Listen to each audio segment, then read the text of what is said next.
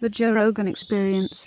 From an intelligence perspective, how did that October 7th thing not get detected? I mean, doesn't the IDF, don't they have agents embedded in Hamas? Don't they have like the most intense security system ever and surveillance system ever? They do, yeah. And it was a massive intelligence failure.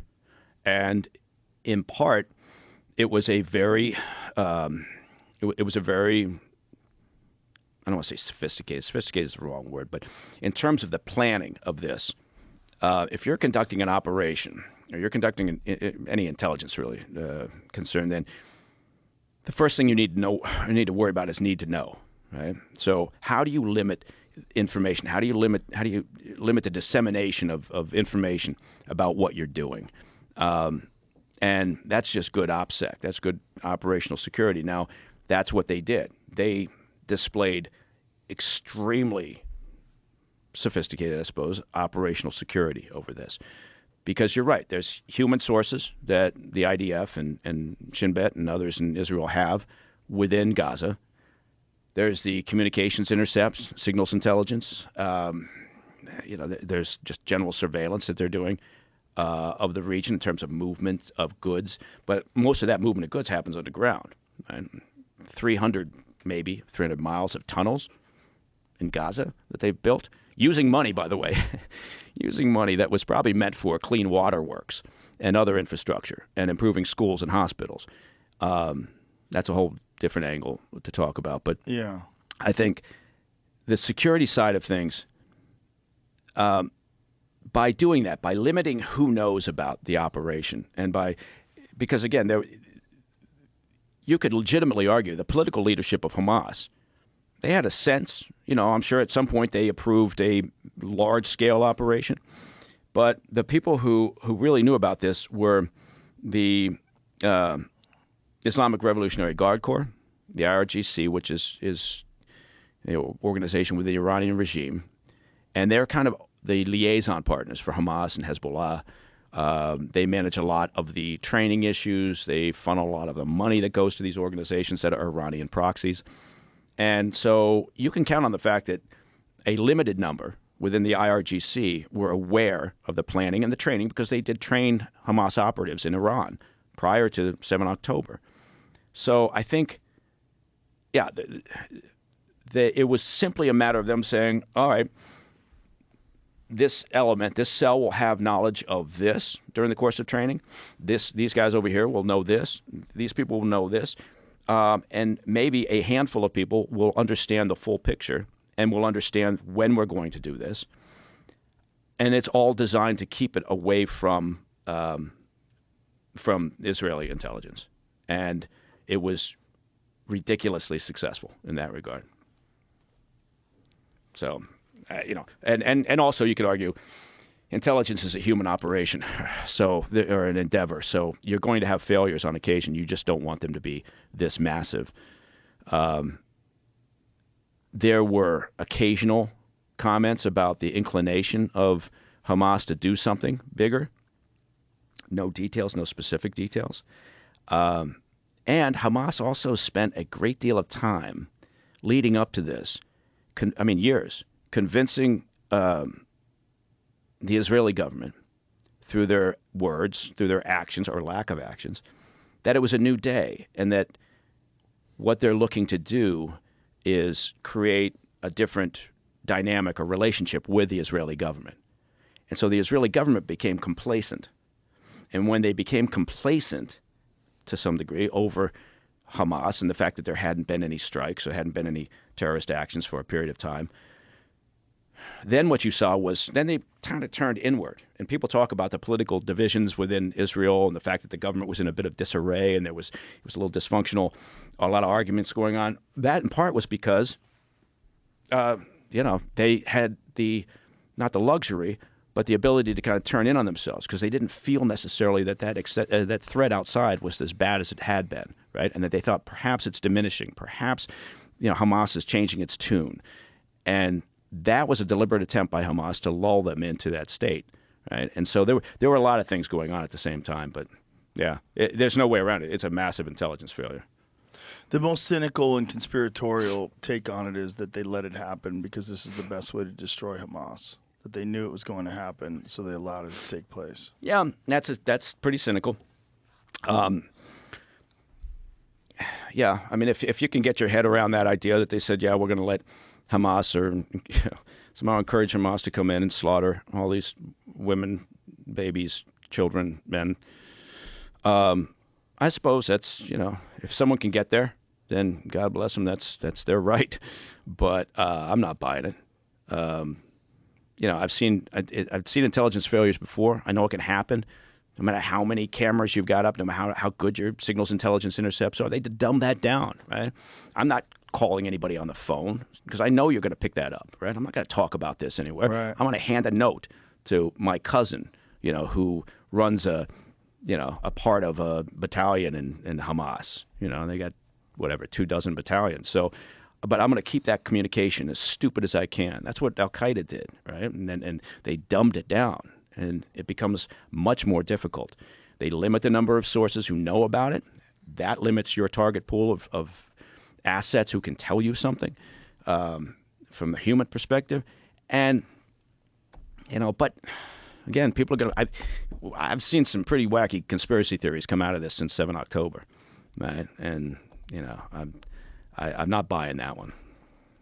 Yeah, the most conspiratorial was that Netanyahu was kind of on the way out with the people, and that this is the way for him to sort of galvanize everybody and get support and maintain power, and then do what he actually wanted to do, go in there and attack Hamas. Yeah. Well, it's one theory. Yeah. But whenever you have something this chaotic, you're always going to have a bunch of wacky theories. Yeah, and I get that because you have a lot of people who still refuse to believe that Hamas doesn't give a shit about Palestinians. And again, I keep going back to the same thing, which is, well, take a look at Gaza, and tell me what Hamas has done for the people of Gaza. Because again, Palestinian people aren't lined up 100% behind them. In fact, there's been reports of looting of Hamas facilities since they've been losing their grip on power. The Hamas leadership structure is enormously wealthy.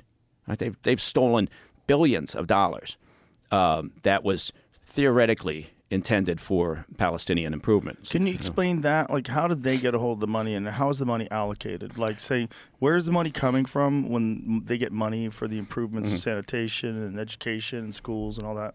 It comes from a variety of sources. Look, I think the EU, the European Union, is, I think, the largest donor still to the Palestinian people, and it comes through various organizations. So, the United Nations, the Refugee Office, UNRW, the USAID, and some NGOs, and quite a few NGOs.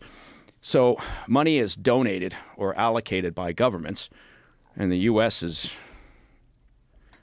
given billions of dollars through these organizations for the improvement of Palestinian lives, right? And part of that came out of the Oslo Accords, the idea being, band together, improve the infrastructure for the Palestinians, create this, because that will march towards more stability, and eventually maybe that allows for a solution, that will eventually come about, and whether it's a two-state solution or however it's worked out. So that money flows in. But since 2007, Hamas controls what goes. It's like when we give money to the Taliban now, giving money to the Taliban in Afghanistan, and we like to pretend like they're going to use it for good causes. We like to pretend we know where it's going or how it's being handled. But this money flows into these various organizations, and Hamas controls what happens, right? So one way or another, they get their hands on that money, and they decide what they want to do with it. And for the most part, it has been for the betterment of Hamas as an organization, in part because that's what Iran expects them to do. And Iran also provides them with funds, not the Palestinian people. Iran directly funds Hamas. So over the years, they have the leadership, and particularly the political leadership, who all basically live outside of Gaza. They in Doha, in Qatar. Some reports, and they're confirmed by the U.S. Treasury. It's not just the Israelis saying this. They're billionaires at this stage of life. And, one of them's got a couple of kids who are on Instagram, right? And they're flying on private jets. And they probably went to the World Cup when it was in Doha. And it's ludicrous because billions of dollars that literally were meant to provide clean water or better schools or whatever. And people just, continue to shake their fists and say it's all Israel's fault. How is the money allocated, and where does it go, and how does Hamas get their hands on the money? Like, what's the expectations when they're giving this money, and how? I mean, I don't understand. Yeah. If they know that it's going to Hamas, why are they still sending money? Well, in part because that's the purpose. So the U.S. funds, say the U.S. says, okay, this year we're giving whatever $400 million. Through these various aid organizations.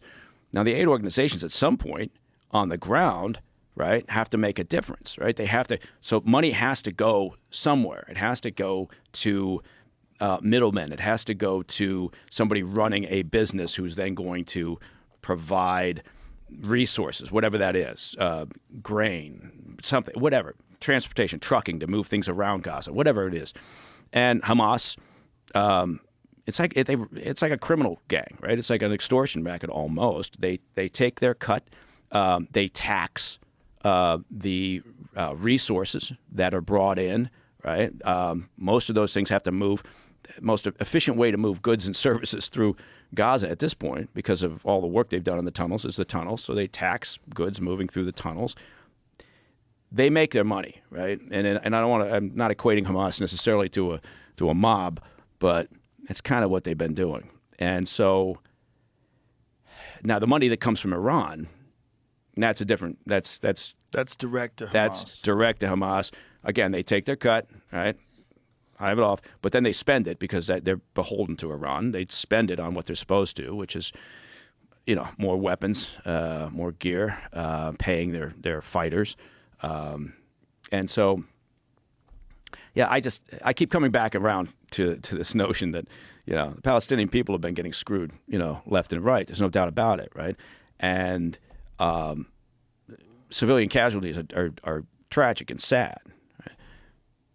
But we live in a very pragmatic world, hopefully. We're not, I mean, you can't rule this thing by feelings and hope and, positivity. Hamas chose a certain path, and they have to be dealt with, right? Because if you stop and allow them to say, okay, well, Hamas is still there. They're still running things. Nothing changes. Doesn't improve the lives of the Palestinians, right? Continues to fuel and fund terror. So, okay, fine. If you feel better about a ceasefire and kicking the can down the road, but you're not. Don't pretend like you're solving something, So when the money gets allocated, it's like, say if there's money that's being sent to Palestine for clean water and all, who's receiving that money? Well, it's funneled through the organization. So like that money is think about it like a bank account. It's deposited with the UN Refugee Office. Right? Uh-huh.